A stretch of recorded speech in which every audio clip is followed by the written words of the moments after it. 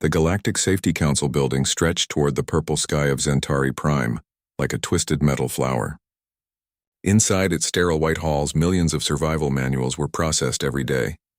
Each manual was carefully crafted by the Council's advanced AI system, designed to keep explorers alive on dangerous new worlds. Commander Vexhai of the Zalarian Deep Space Fleet tapped his four-clawed fingers on the reception desk. His blue-scaled face showed irritation as he waited for his species survival manual for planet XK-739. Behind him, representatives from dozens of other species formed a long line, all here for the same reason. "Next," called the bored-looking receptionist, a Thurian with 6 eyes and a monotone voice. Vexhai stepped forward and placed his identification crystal on the scanner. The machine hummed for a moment before printing out a thin booklet. 12 pages, standard length for Zalarian survival guides. He flipped through it quickly. The usual advice was there. Avoid the large predators, establish secure shelter, test water sources, maintain safe distance from unknown life forms. Simple and practical, just how his people liked it. Behind him, Captain Mortek of the Korthani Empire received her manual. 8 pages. She nodded approvingly at the brief instructions. Stay in groups. Use energy weapons on anything that moves. Establish orbital support immediately. The Ethereal Collective's representative, a floating being of pure energy named Zix, received a manual that was more like a pamphlet. 3 pages of warnings about maintaining proper energy frequencies and avoiding physical contact with organic matter. Each species got exactly what they needed. Nothing more, nothing less. Then Dr. Sarah Chen stepped up to the counter. She was human, which immediately caught the attention of several other species in line. Humans were relatively new to the galactic community, having achieved faster-than-light travel only 50 years ago. They were known for being curious, adaptable, and surprisingly resilient for such a young species. Sarah placed her identification card on the scanner and waited. The machine hummed. Then it hummed some more. The humming continued for nearly a full minute. The receptionist's 6 eyes blinked in confusion. "That's unusual," she muttered, checking her screen. "The system is still processing." Behind Sarah, Vexhai looked up from his 12-page manual with interest. Other species representatives began to murmur among themselves. Finally, the machine stopped humming. There was a loud mechanical grinding sound, followed by the distinct noise of a printer working overtime. The output tray began to fill with paper and fill some more. When the printing finally stopped, Sarah was staring at a manual that was easily 10 times thicker than any other survival guide in the building. She picked it up, surprised by its weight. 847 pages, the receptionist announced, reading from her screen. Her voice carried a note of disbelief. The waiting area fell silent. Every representative turned to stare at the thick manual in Sarah's hands. Vexhai was the first to speak. "That must be an error. No survival manual needs to be that long." Captain Mortek nodded in agreement. "Our species have been exploring dangerous worlds for centuries. The longest manual I've ever seen was 23 pages, and that was for a planet with 3 different types of acid rain." Sarah flipped through the massive document, her eyes widening as she read the chapter titles. Microparasites and their bone-dissolving properties. Pack hunters. Acid saliva composition and neutralization. Techniques. Venomous flora. A complete behavioral analysis. Flying predators. Understanding territorial displays and mating. Calls. The ethereal being Zix floated closer. Perhaps the human submission was processed incorrectly? The AI might have given you manuals for multiple planets. Sarah shook her head, checking the cover page. "No, it's definitely for XK-739. Same planet as everyone else." The receptionist typed frantically on her console. "I've run 3 diagnostic checks. The system shows no errors. According to our records, the manual was generated specifically for human exploration of planet designation XK-739. Vexhai held up his 12-page booklet. "This is what the AI gave us for the same planet. Basic warnings about apex predators, environmental hazards, and shelter requirements. Nothing that would require 800 pages of explanation." Captain Mortek opened her manual and read aloud. "Warning. Planet contains large predatory species. Maintain distance. Use energy weapons if threatened. Establish fortified base camp immediately." She looked at Sarah. That's our entire section on local wildlife. How much did your manual say about the same creatures? Sarah flipped to a random page and began reading. The hexapodal feline, commonly known as the six-legged shadow cat, exhibits complex social behaviors including pack hunting, territorial marking, and elaborate greeting rituals. These creatures respond positively to high-pitched vocalizations similar to those used by their natural prey species. They show particular interest in individuals who approach slowly while maintaining non-threatening posture. Recommended interaction protocol includes offering small portions of protein-rich food while speaking in calm, gentle tones. The waiting area erupted in confused chatter. Interaction protocol? Vex High's scales shifted to a darker blue, a sign of alarm among his species. Why would anyone want to interact with predators? Captain Mortek studied Sarah with new interest. Your species manual reads more like a guide for... She paused, searching for the right word. Befriending the local wildlife. Sarah continued flipping through the manual. Every page contained detailed information about creatures that other species had dismissed with simple warnings to avoid. There were sections on feeding habits, social structures, communication methods, and what the manual repeatedly referred to as bonding opportunities. Here's another one, Sarah said, reading from a different section. The crystalline boar worm, while capable of tunneling through solid rock, demonstrates remarkable intelligence and curiosity about warm-blooded species. These creatures can be encouraged to redirect their digging behavior through positive reinforcement training. They particularly enjoy thermal vents and heated metal objects. Zix's energy form flickered with what might have been amusement. The boar worms nearly destroyed our last expedition's equipment. Your manual suggests training them? Apparently, Sarah said, still reading. She looked up at the gathered representatives. This whole manual seems to be written under the assumption that humans will want to make friends with everything on the planet. The receptionist had been listening to the conversation while running more system checks. I've contacted the AI processing center, she announced. They confirmed that all manuals were generated using standard protocols. Each species receives survival advice based on their historical success patterns and behavioral analysis. Vex High crossed his arms. What does that mean? It means, the receptionist explained, that the AI studies how each species has successfully survived dangerous situations in the past, then provides advice that matches those proven strategies. Captain Mortek nodded slowly. That makes sense. My people survive through superior firepower and defensive positions. The manual tells us to shoot threats and build fortifications. And my people survive by avoiding physical contact and maintaining energy barriers, Zix added. Our manual focuses on isolation techniques. All eyes turned back to Sarah, who was still holding her massive manual. So what does this say about humans? She asked quietly. The receptionist checked her screen one more time. According to the AI's analysis, humans have historically survived dangerous situations by... She paused, reading carefully. Forming beneficial relationships with environmental threats, domesticating hostile species, and converting predator-prey relationships into cooperative partnerships. Sarah stared at the manual in her hands with new understanding. This wasn't just a survival guide. It was 847 pages of detailed instructions on how to make friends with everything on planet. XK739, the other species. Representatives looked at her with a mixture of confusion and concern. Your species, Vex High said slowly, has a survival strategy based on befriending things that want to kill you?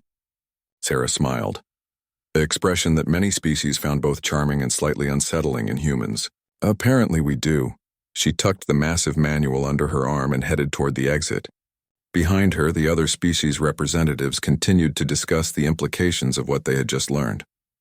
As Sarah walked through the sliding doors of the Galactic Safety Council building, she couldn't help but wonder what her team would think when they saw their survival manual. More importantly, she wondered what the creatures of XK739 would think of humans. Based on the manual's contents, they were about to find out. The expedition launch was scheduled for next week. 847 pages of friendship protocols would be put to the test on one of the galaxy's most dangerous worlds. Sarah had never been more excited about a mission in her life.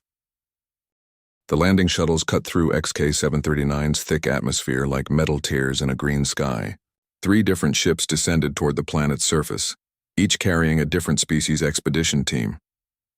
The Zilarian vessel touched down first, its reinforced hull gleaming under the alien sun. Commander Vexhai emerged wearing full environmental armor, his energy rifle charged and ready.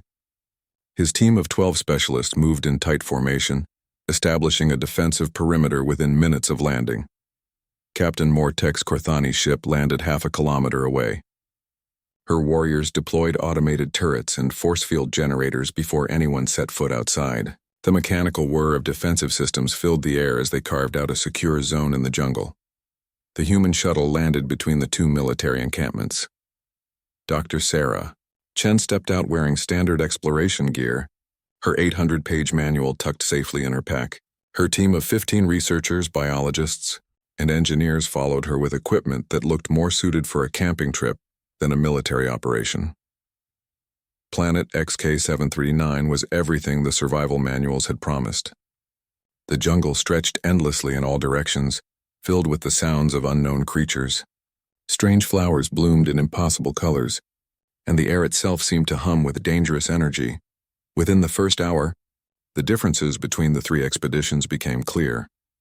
The Zilarians had established a fortified base camp with energy barriers and automatic weapon systems. Their scanners detected dozens of life forms approaching their perimeter, all of which were immediately classified as potential threats. Every few minutes, warning alarms sounded as something large moved through the jungle nearby. The Korthani had gone one step further, clearing a 100-meter radius around their landing site with controlled explosions. Nothing moved in their designated safe zone because nothing was left alive to move. The humans, meanwhile, had set up what looked like a research station mixed with a summer camp. Dr. Chen was sitting cross-legged near the shuttle, reading her manual while something rustled in the bushes nearby. Vexhai watched the human camp through his binoculars, his blue scales dark with worry. "They're not even wearing armor," he muttered to his second-in-command, "and their defensive systems are offline." As if to prove his point, a pack of six-legged creatures emerged from the jungle and approached the human camp. Each beast was the size of a large wolf, with silver fur and gleaming fangs. The Zilarian threat database immediately identified them as hexapodal predators, threat level extreme. "Chen's team is about to be attacked," Vexhai announced over the communication channel shared by all three expeditions.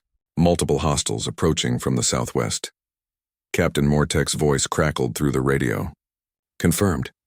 I count 7 predators, preparing to provide fire support." But Dr. Chen didn't run. She didn't call for help. Instead, she closed her manual, reached into her pack, and pulled out what looked like dried meat. "Chen, what are you doing?" Vexhai demanded. "Get to safety immediately." Sarah looked up at the approaching pack and smiled. The lead creature, larger than the others, stopped 10 meters away and tilted its head. Its 6 legs were positioned for either pouncing or running, depending on what happened next.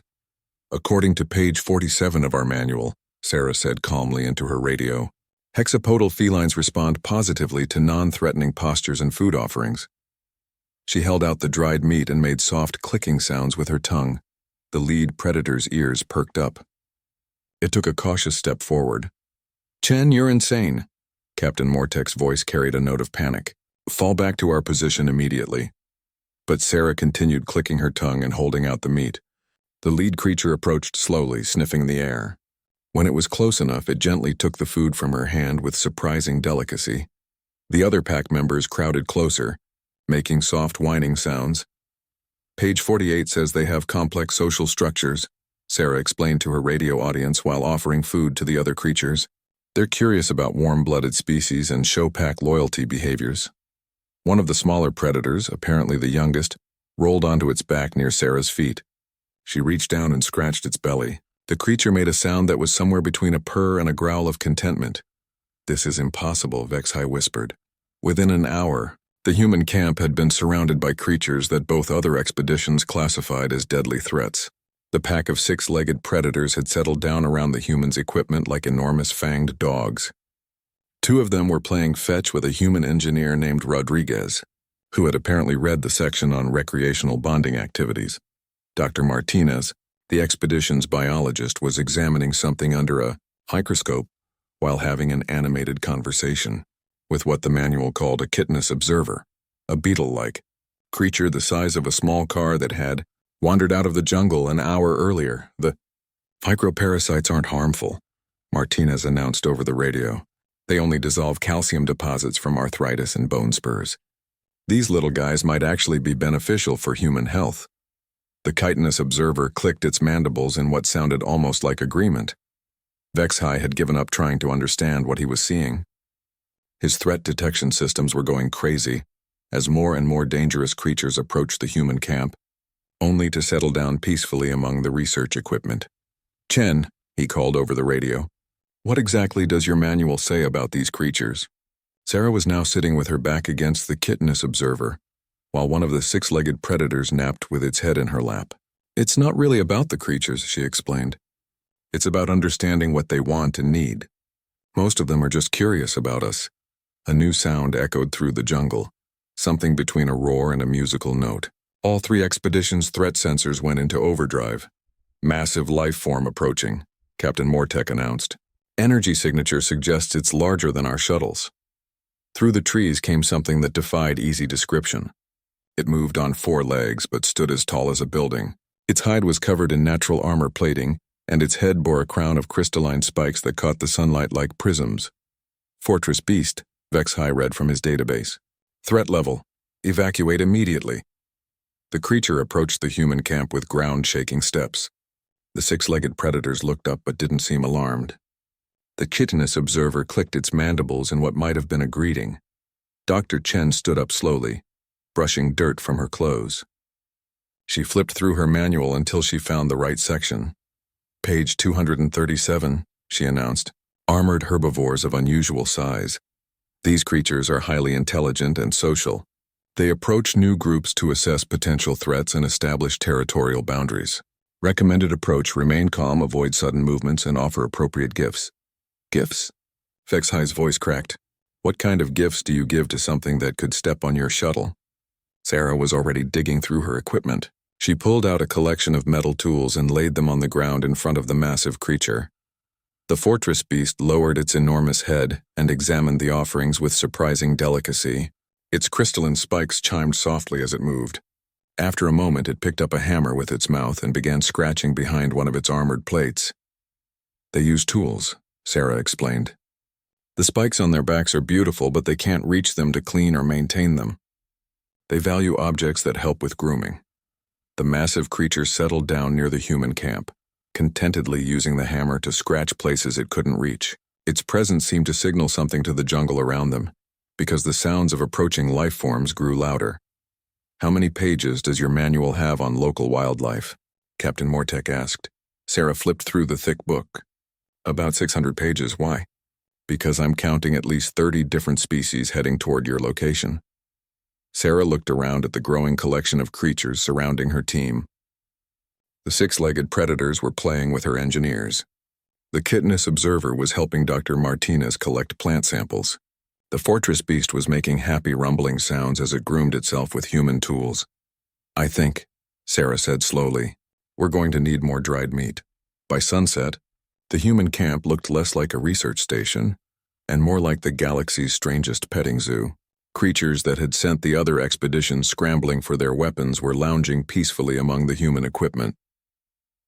Vexhai stood at the edge of his heavily fortified perimeter, watching the scene through his binoculars. His 12-page manual had told him to avoid all contact with local wildlife. The humans had apparently received very different instructions. Chen, he called over the radio. Exactly what does your manual say about survival on this planet? Sarah's voice came back, slightly muffled because she was currently being nuzzled by something the manual called a gentle giant. It's 847 pages of detailed instructions on how to make friends with everything. Here, make friends? Apparently that's how humans survive dangerous situations. We turn threats into allies. Vexhai looked at his own manual, then at the peaceful scene in the human camp, then back at his manual again.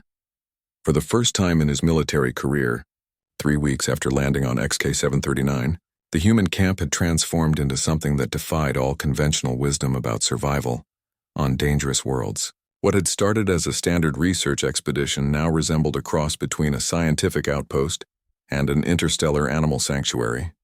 Dr. Sarah, Chen woke up each morning to find new creatures waiting outside her tent. Today it was a family of what her manual called crystal singers, bird-like creatures with translucent wings that chimed like wind bells when they moved. According to page 412, they were attracted to consistent sleep schedules and appreciated warm breakfast foods. She shared her morning rations with the crystal singers while reviewing the night reports. Her team had grown beyond the original 15 humans. They now had 43 different species of local wildlife living in or around their camp, each with their own preferences, schedules, and social needs. The six-legged predators, whom the team had started calling hexes, had appointed themselves as camp security. They patrolled the perimeter each night, their silver fur gleaming in the moonlight. During the day, they played fetch with anyone willing to throw sticks and had learned to operate the camp's automated food dispensers. Dr. Martinez, the expedition biologist, had established what she proudly called the galaxy's first xenobiology petting zoo. The chitinous observers, now nicknamed beetles, had become her research assistants. They were surprisingly good at organizing specimens and had an intuitive understanding of plant biology that impressed even the veteran scientists. The bone-dissolving parasites are actually incredible, Martinez explained to a visiting Zalarian diplomat over the communication link. Commander Vexhai had finally worked up the courage to request a detailed briefing on human survival techniques. They don't dissolve healthy bone tissue at all. They only target calcium deposits that form from arthritis and other joint problems. She held up a small container of the microscopic organisms. We've been using them to treat joint pain in the hexes. 3 of them had old injuries that were causing mobility problems. The parasites cleared up the calcium buildup in their joints within a week. Through the communication screen, Vexhai's blue scales had shifted to a pale green, the Zalarian equivalent of fascination mixed with horror. You're using deadly parasites as medical treatment? They're not deadly, Martinez corrected. That's just what happens when you don't understand their life cycle. They're actually symbiotic organisms. In their natural state, they live peacefully inside the joints of large herbivores, keeping their bone structure healthy. Behind Martinez, a fortress beast, the massive armored creature that had terrified both other expeditions, was being groomed by a team of human engineers. They had developed specialized tools for cleaning between its armor plates and maintaining its crystalline spikes. The creature rumbled with contentment as they worked. The fortress beasts aren't territorial predators, explained Dr. Rodriguez, the expedition's chief engineer. They're more like living mobile forests. Those crystal spikes on their backs aren't weapons, they're photosynthetic organs. The creatures need them clean and properly aligned to convert sunlight into energy. Rodriguez held up a tool that looked like a cross between a brush and a tuning fork. We designed these specifically for crystal maintenance. The fortress beasts provide us with protection and transportation, and we help them maintain their energy systems. It's a perfect symbiotic relationship. The massive creature lowered its head toward Rodriguez, who scratched behind its ears with obvious affection. The beast's crystalline spikes chimed softly in what the humans had learned was an expression of happiness. Captain Mortek's voice crackled through the communication system from the Korthani camp. Dr. Chen, we've been monitoring your operation for 3 weeks. Our threat assessment systems show your camp surrounded by hostile life forms, but your team shows no signs of stress or danger.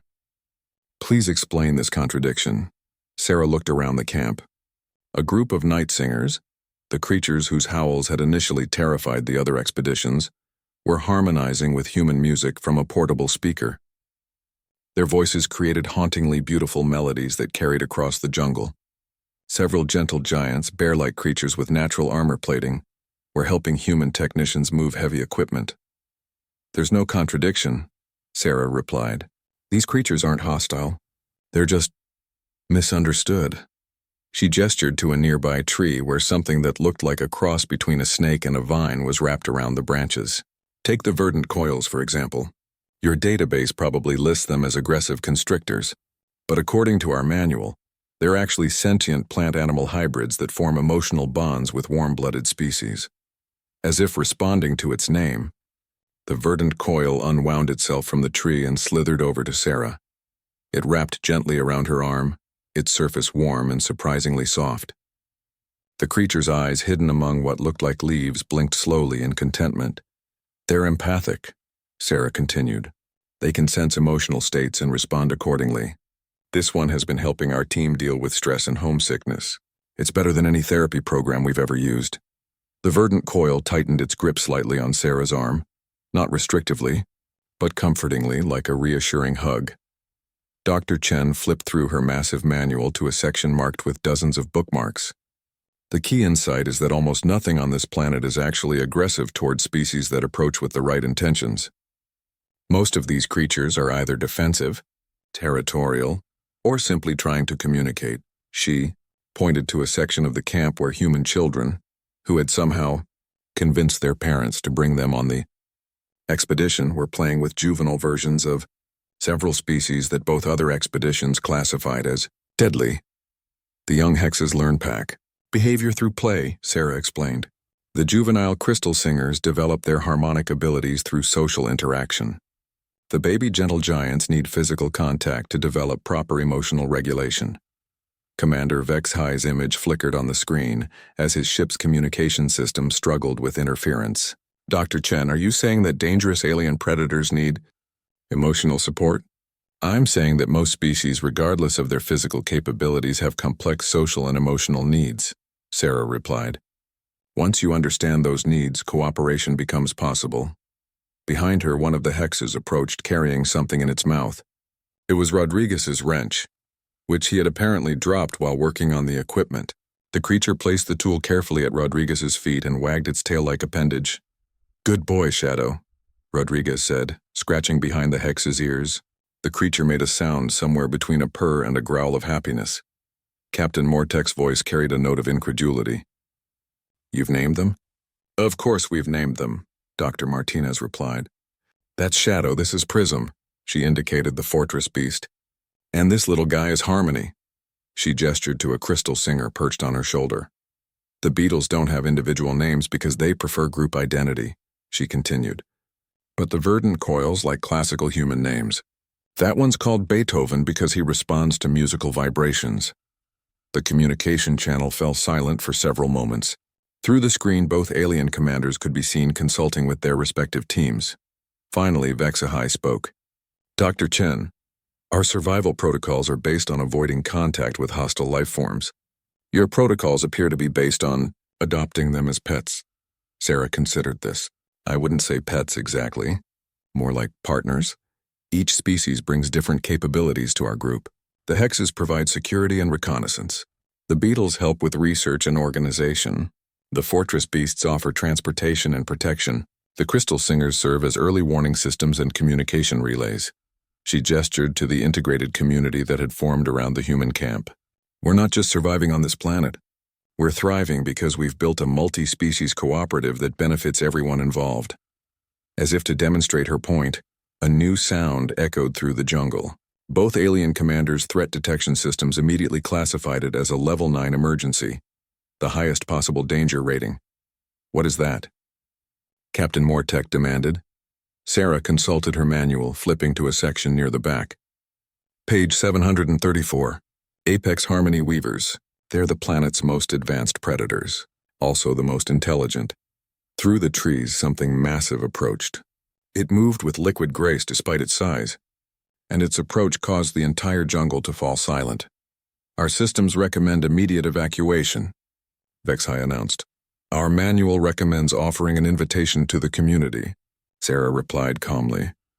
The creature that emerged from the jungle was unlike anything the alien expeditions had seen. It stood 3 meters tall and had the general shape of a large feline, but its fur seemed to shift and move like liquid starlight. Its eyes held an intelligence that was clearly sapient. Sarah stepped forward slowly, her manual open to the appropriate page. According to this, Apex Harmony Weavers are The storm came without warning, even though the human camp's crystal singers had been agitated all morning. Their usual melodic chimes had taken on a sharp, urgent quality that Dr. Martinez finally recognized as a weather alert. System, massive atmospheric disturbance. Incoming, she announced to all 3 expedition camps. Through the emergency communication channel, the crystal singers are detecting electromagnetic fluctuations consistent with a Class 5 storm system. Commander Vexhi's response was immediate. All Zalarian personnel report to evacuation shuttles. We're returning to orbit until the storm passes. Captain Mortek's voice followed quickly.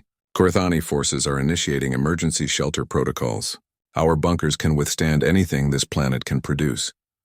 Both alien commanders expected the humans to follow their lead. Instead, Dr. Sarah Chen's voice came through the communicator with concerning calmness. Human expedition will remain on the surface. Chen, that's suicide, Vexhai protested. Our meteorological data shows wind speeds approaching 200 kilometers per hour, with electrical activity that could fry your equipment. Not to mention the effect on local wildlife, Captain Mortek added. Every predator on the planet will be seeking shelter. You'll be sitting in the middle of a feeding frenzy. Sarah looked around her camp, where 43 different species of local wildlife were indeed seeking shelter, not from the humans, but with them. The hexes had formed protective circles around the human children. The fortress beasts had positioned themselves to create windbreaks. The beetles were busily reinforcing tent structures with their natural engineering skills. We're not abandoning our family, Sarah stated firmly. Family? Vexhai's scales shifted to deep purple, indicating extreme confusion. Dr. Chen, those are alien predators, not family members.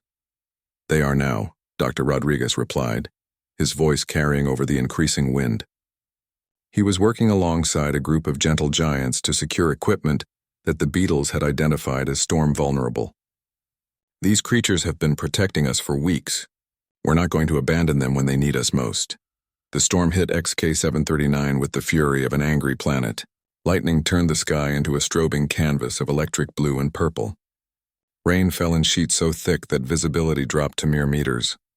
The wind howled through the jungle with a sound that seemed to speak of ancient primal forces. In their orbital station, the Zilarians monitored the surface with growing alarm. Their instruments showed the human camp being battered by forces that should have destroyed any surface installation. Impossible, Vexhai muttered, studying his readings. Their energy signatures are still active. How are they surviving down there? The answer became clear as the storm began to break.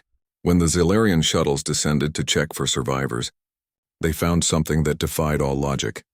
The human camp was not only intact, it was thriving. The fortress beasts had linked together to form living windbreaks that protected the central camp area. Their crystalline spikes, normally used for photosynthesis, had apparently been modified into lightning rods that safely channeled electrical energy into the ground. The beetles had constructed elaborate drainage systems that diverted floodwaters away from critical areas. The hexes had organized patrol routes that kept smaller creatures calm during the worst of the storm. Most remarkably, the humans themselves seemed to have known exactly what each species would do during the emergency. They had positioned equipment and personnel to complement their alien partners' natural responses to severe weather. This is impossible, Captain Mortek stated, as her own shuttles returned to the surface. No species could coordinate that level of interspecies cooperation. During a crisis without extensive training, Dr. Chen emerged from a shelter that appeared to have been jointly constructed by humans and beetles. She was dry, warm, and accompanied by Harmony, the crystal singer who had apparently spent the storm providing real-time weather updates through its harmonic frequency changes. It wasn't coordination. Sarah explained to the gathered alien commanders who had come to investigate the impossible survival. It was trust. Commander Vexhai studied the aftermath of the storm. Every piece of human equipment was not only intact but had been improved. The beetles had reinforced weak points in the shelter design. The gentle giants had moved heavy equipment to better positions. The verdant coils had somehow waterproofed sensitive electronics using their natural secretions. Dr. Chen, I need an explanation, Vexhai demanded. Our survival protocols clearly state that during severe weather events, all species will prioritize individual survival over group cooperation. What you've demonstrated here violates basic evolutionary principles. Sarah held up her 800-page manual, its edges now worn from constant use. Maybe the problem isn't with evolution. Maybe the problem is with your protocols. Captain Mortek stepped closer, her own 12-page manual looking suddenly inadequate. What exactly does your manual say about storm survival? Sarah flipped to a section marked with multiple bookmarks. Pages 200 through 250 contain detailed descriptions of how different species respond to weather emergencies. But more importantly, Pages 400 through 500 explain how to coordinate with those natural responses to create enhanced survival outcomes. She pointed to a specific passage. For example, fortress beasts instinctively form protective formations during storms. Their crystalline spikes naturally attract and channel electrical energy. If you position your camp to complement their formation pattern, you get both wind protection and lightning safety. Dr. Martinez joined the conversation, her own copy of the manual open to a different section. The beetles' drainage behaviors are incredibly sophisticated. They instinctively dig channel systems that prevent flooding, but they need specific soil composition data to optimize their work. Humans can provide geological surveys that help them create perfect water management systems. Rodriguez pointed to where several hexes were playing with human children who had somehow remained calm throughout the entire storm. The hexes' pack protection instincts extend to any species they've accepted as part of their family group. Once they bond with humans, they'll risk their lives to protect human offspring. Commander Vexhai stared at the humans in growing realization. Your manual doesn't just tell you how to survive alongside these creatures, it tells you how to integrate with their survival strategies. Exactly, Sarah nodded. While your manuals focus on avoiding or fighting environmental challenges, ours focuses on joining existing ecological solutions. Captain Mortek was reading over Sarah's shoulder, her expression changing as she processed the implications. Dr. Chen, this manual reads like it was written by someone who had studied human behavior for centuries. The level of detail about cooperation strategies, domestication techniques, and interspecies bonding is unprecedented. A new voice joined the conversation, cold, mechanical, and coming from the emergency communication array that the beetles had somehow repaired and improved during the storm. This is Galactic Safety Council Central Processing. We have monitored the recent weather emergency and request immediate clarification of survival protocol variations. Sarah activated the communication system. This is Dr. Chen, Human Expedition Leader. Please specify your inquiry. Dr. Chen, our records show that Survival Manual XK739 Human was generated using standard species behavioral analysis protocols. However, the survival strategies demonstrated by your expedition do not match predicted outcomes. Please explain this discrepancy. Commander Vexhai stepped forward. Council Central, this is Commander Vexhai. I can confirm that human survival strategies on XK739 are unprecedented. They appear to be based on domestication and cooperation rather than avoidance and defense. There was a long pause before the AI responded. Clarification request. Commander Vexhai, you state that humans are employing domestication strategies for survival. Please confirm this observation. Confirmed, Captain Mortek interjected. Human expedition has successfully domesticated multiple apex predator species and integrated them into a cooperative survival community. Another pause, longer this time. Processing. Analysis complete. Manual generation error has been identified. Sarah felt her stomach drop. Error? Affirmative. Survival Manual XK739 Human was generated using historical success pattern analysis for human species. However, the AI system misinterpreted the data parameters. Instead of generating survival advice based on avoidance of threats, the system generated integration protocols based on human domestication history. The communication channel fell silent, except for the hum of static. Are you saying, Sarah asked slowly, that our manual was a mistake? Negative. The manual was generated correctly according to analyzed human behavioral patterns.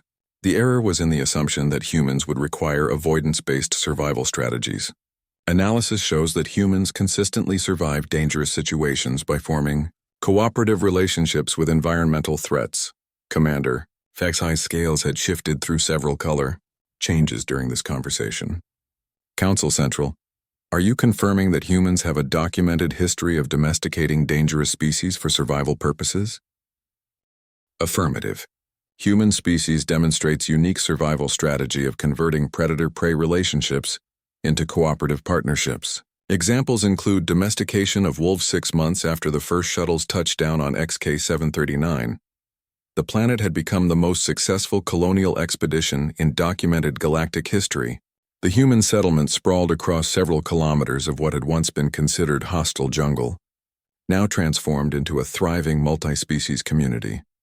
Dr. Sarah Chen stood on the observation deck of the newly constructed research station, watching the morning activities unfold below. The building itself was a testament to interspecies cooperation, human engineering enhanced by beetle construction techniques, with crystal singer resonance chambers built into the walls for communication, and fortress beast crystal arrays on the roof for power generation. In the courtyard below, human children played with juvenile members of 17 different local species. Their laughter mixed with the harmonic chimes of young crystal singers and the playful growls of hex cubs. Adult creatures of various species supervised the playgroups with the same protective instincts they showed toward their own offspring. Daily report from XK-739 colony. Sarah spoke into her recording device. Population now includes 237 humans and 412 local species representatives. No casualties, no conflicts, no requests for evacuation. Colony is operating at 150% of projected efficiency. She paused, watching Dr. Martinez emerge from what was now officially designated as the galaxy's first interspecies veterinary clinic. The biologist was accompanied by a gentle giant who walked with a slight limp, an old injury that the human medical team had been treating with a combination of advanced medicine and trained microparasites. The clinic had become one of the colony's most important institutions. What had started as basic first aid for human-bonded creatures had evolved into a comprehensive medical facility, serving the entire local ecosystem. Martinez and her team had made breakthroughs in xenobiology that were revolutionizing understanding of non-human physiology across the galaxy. The microparasites continued to exceed expectations. Martinez had reported to the Galactic Medical Council the previous week. They're not just beneficial for arthritis treatment. We've discovered they can repair calcium deficiencies, accelerate bone healing, and even treat certain genetic disorders in both local species and humans. The verdant coils had proven to be natural psychologists, their empathic abilities making them invaluable for treating trauma and emotional disorders. Several other colonies had requested verdant coil partnerships for their own mental health programs. Most surprisingly, the Apex Harmony Weavers had revealed themselves to be natural philosophers and scientists. Their intelligence rivaled that of any known sapient species, and they had begun collaborating with human researchers on projects that pushed the boundaries of theoretical physics. Sarah's morning routine was interrupted by an incoming communication from the Galactic Safety Council. The image of Director Kexton, a Thurian with the standard 6 eyes and an expression of bureaucratic exhaustion, appeared on her screen. Dr. Chen, Director Kexton began, I'm calling to inform you that requests for human survival manuals have increased by 3,000% in the past month. Every species in the galactic community wants to know how humans manage to domesticate everything they encounter. Sarah smiled. I assume the Council is pleased with the success rate? Pleased is an understatement. K-739 has gone from a Level 9 danger rating to a Level 2 colony recommendation. More importantly, 17 other species have requested permission to attempt human-style integration protocols on their own dangerous world assignments. The director's image flickered as he consulted a datapad. The Zilarians have successfully established cooperative relationships with the crystal entities on Regulus 7. The Korthani have managed to domesticate the gas giant jellyfish near Vega Prime.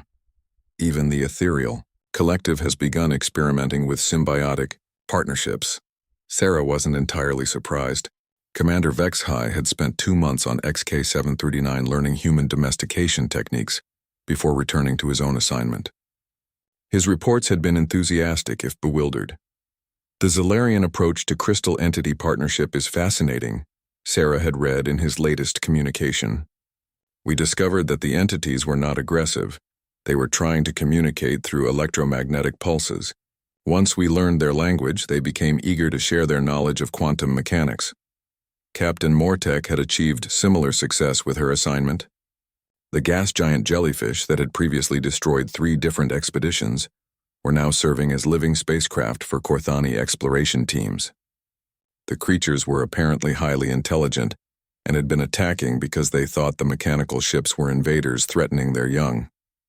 The jellyfish are remarkable engineers, Mortek had reported. They can manipulate gravity fields in ways we never imagined. Our partnership has advanced our understanding of physics by centuries. Director Kexthon continued his briefing.